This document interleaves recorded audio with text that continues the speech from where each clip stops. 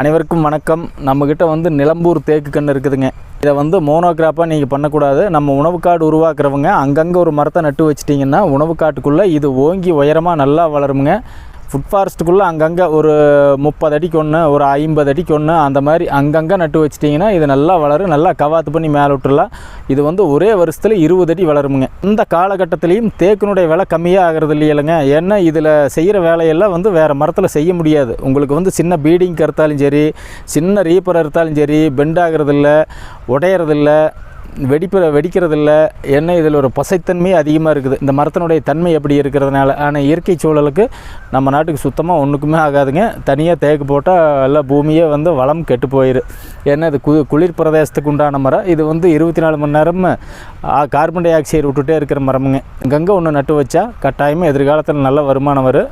நம்ம தேவைக்கும் வெட்டி எதிர்காலத்தில் பயன்படுத்திக்கலாம். நன்றி, வணக்கம்.